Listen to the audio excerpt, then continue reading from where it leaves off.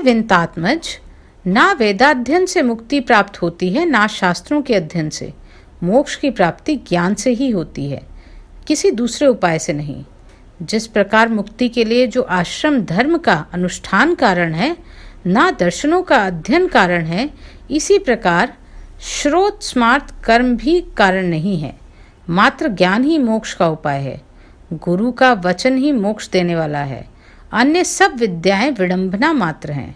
लकड़ी के हजारों भोरों को अपेक्षा एक संजीवनी ही श्रेष्ठ है। कर्मकांड और वेद शास्त्रादि के अध्ययन रूपी परिश्रम से रहित केवल गुरुमुख से प्राप्त अद्वैत ज्ञान ही कल्याणकारी कहा गया है। अन्य करोड़ों शास्त्रों को पढ़ने से कोई लाभ नहीं। वेदादि आगम्य शास्त्रों का अध्ययन तथा विवेक, इन 100 साधनों से ज्ञान की प्राप्ति होती है।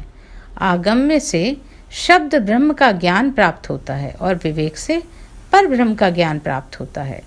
कई विद्वान अद्वैत को वास्तविक परमत्व स्वीकार करते हैं और कुछ अन्य विद्वजन द्वैतव्य की प्रतिष्ठा चाहते हैं, किंतु द्वैत और अद्वैत से पृथक सभी के लिए समान रूप से स्वीकार्य परम तत्व को कोई नहीं जानता। न मम मेरा नहीं है और मम मेरा है, यह 2 पद ही बंधन और मोक्ष के कारण है। देह, गेह और पुत्र कल्त्र आदि में मम बुद्धि से करने से प्राणी बंधन को प्राप्त होता है और मेरा नहीं है इस प्रकार की भावना करने से मुक्त होता है। कर्म वही है जो बंधन का हेतु नहीं होता तथा विद्या वही है जो मोक्ष प्रदान करती है, और इससे अतिरिक्त कर्म केवल श्रम मात्र के हेतु है जो शरीर के लिए कलेशप्रद है, और अन्य प्रकार की विद्या शिल्प चातुर्य मात्र है। जब तक कर्म किए जाते हैं तब तक संसार में आसक्ति रहती है। जब तक इंद्रियों का चांचल्य बना रहता है तब तक तत्वज्ञान की बात ही कहाँ हो सकती है। जब तक देह अभिमान है तब तक ममता रहती है। जब तक प्रयत्नों का वेग रहता है तब तक संकल्प की कल्पना होती रहती है। जब तक मन स्थिर नहीं होता तब तक शास्त्र का चिंतन नहीं किया जाता, तथा जब तक गुरु की कृपा नहीं प्राप्त होती तब तक तत्व ज्ञान की चर्चा ही कहाँ होती है। तप, व्रत, तीर्थ, जप, होम, पूजा आदि सत्कर्मों का अनुष्ठान तथा वेद शास्त्र और आगम की कथा तभी तक उपयोगी है जब तक जीव को तत्वज्ञान प्राप्त नहीं हो जाता। इसलिए हे ताक्षर्य, यदि अपने मोक्ष की इच्छा हो तो सर्वदा संपूर्ण प्रयत्नों का सभी अवस्थाओं में निरंतर अनुष्ठान करके तत्वज्ञान की प्राप्ति में संलग्न रहना चाहिए। जो प्राणी आदि भौतिक, आदि दैविक, आध्यात्मिक तापत्रय से सदा संतप्त रहता है, उसे मोक्ष वृक्ष की छाया का आश्रयण करना चाहिए। जिस मोक्ष वृक्ष का पुष्प धर्म और ज्ञान स्वरूप है तथा फल स्वर्ग एवं मोक्ष है। इसलिए श्री गुरु मुख से आत्मत्व विषय ज्ञान प्राप्त करना चाहिए। प्राणी इस घोर संसार बंधन से सुख पूर्वक मुक्त हो जाता है। मैं तत्वज्ञानी पुरुष के द्वारा किए जाने वाले अंतिम कृत्य के विषय में तुम्हें बताता हूँ, सुनो। जिस उपाय को करके जीव को ब्रह्म निवारण संज्ञक मोक्ष की प्राप्ति होती है, अंतकाल आ जाने पर पुरुष भय छोड़कर अनासक्ति रूपी शस्त्र से देह, गेह आदि विषयक ममत्व को काट डाले। वह धीर घर से निकलकर पवित्र तीर्थ के जल में स्नान करके पवित्र और एकांत देश में विधिवत आसन लगाकर बैठ जाए और शुद्ध परम त्रिवृत ब्रह्माक्षर अर्थात ओंकार का मन से अभ्यास करे तथा ब्रह्म बीज स्वरूप ओंकार का निरंतर स्मरण करके श्वास को जीतकर मन को नियंत्रित रखे। ब्रह्म रूपी सारथी की सहायता से मन रूपी लगाम के द्वारा इंद्रियों के विषयों से निग्रहित कर ले और कर्मों के द्वारा आक्षिप्त मन को बुद्धि की सहायता से शुभ अर्थ में अर्थात परम ब्रह्म के चिंतन में लगा दे। मैं ब्रह्म हूँ, मैं परम धाम हूँ और परम पद रूपी ब्रह्म मैं ही हूँ, ऐसी समीक्षा करके अपनी आत्मा को निष्कल परमात्मा में लगा दें और ओम इस एकाक्ष ब्रह्म का उच्चारण करता हुआ तथा मेरा स्मरण करता हुआ जो मनुष्य देह त्याग करता है वह इस संसार से तर जाता है, परम गति को प्राप्त करता है।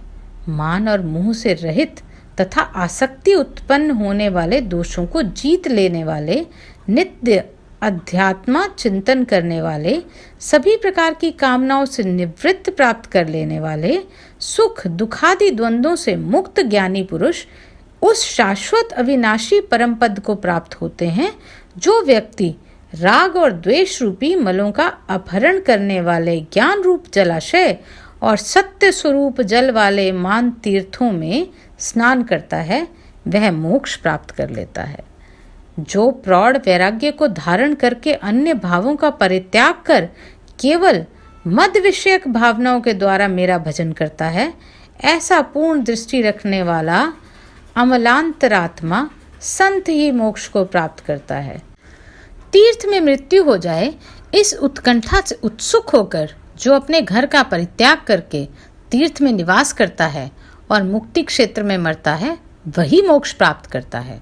अयोध्या, मथुरा, माया अर्थात कनखल, हरिद्वार, काशी, कांची, अवंतिका और द्वारावतीपुरी ये 7 पुरियां मोक्ष देने वाली हैं। हे ताक्षर्य, मैंने सनातन मोक्ष धर्म को तुम्हें बता दिया। ज्ञान और वैराग्य के सहित इसे सुनकर पुरुष मोक्ष प्राप्त करता है।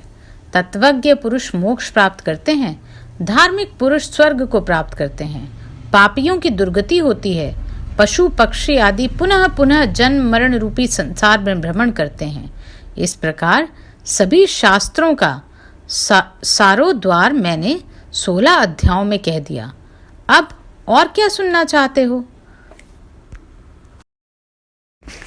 भगवान बोले, हे ताक्षर्य, इस प्रकार मैंने औधर्व दैहिक कृत्यों के विषय में सब कुछ कह दिया। मरना शौच के 10 दिन के अंदर इसे सुनकर व्यक्ति सभी पापों से मुक्त हो जाता है। वह परलोक संबंधी कर्म पितरों को मुक्ति प्रदान करने वाला है और परलोक में तथा इस लोक में पुत्र को वांछित फल देकर सुख प्रदान करने वाला है। जो नास्तिक अधम व्यक्ति प्रेत का यह औधर्व दैहिक कर्म नहीं करते उनका जल सुरा के समान अपेय है, इसमें कोई संशय नहीं। देवता और पितृगण उसके द्वार की ओर नहीं देखते, अर्थात दोनों की कृपा दृष्टि उन पर नहीं होती और उनके पितृ कोप से पुत्र पौत्रादि की भी दुर्गति करते हैं। प्रेत क्रिया के बिना ब्राह्मण, क्षत्रिय, वैश्य और शूद्र और इतर जनों को भी चांडाल के समान जानना चाहिए। जो इस पुण्य पद प्रेत कल्प को सुनता और सुनाता है वे दोनों ही पाप से मुक्त होकर दुर्गति को प्राप्त नहीं होते। माता और पिता के मरण में जो पुत्र गरुड़ पुराण सुनता है उसके माता पिता की मुक्ति होती है और पुत्र को संतति की प्राप्ति होती है।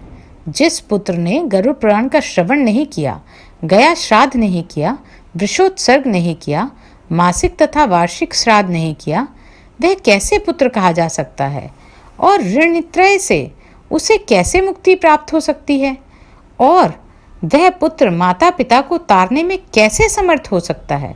इसलिए सभी प्रकार के प्रयत्नों को करके धर्म, अर्थ, काम तथा मोक्ष रूप पुरुषार्थ चतुष्टय को देने वाला तथा सर्वविध दुख का विनाश करने वाला गरुड़ पुराण को अवश्य सुनना चाहिए।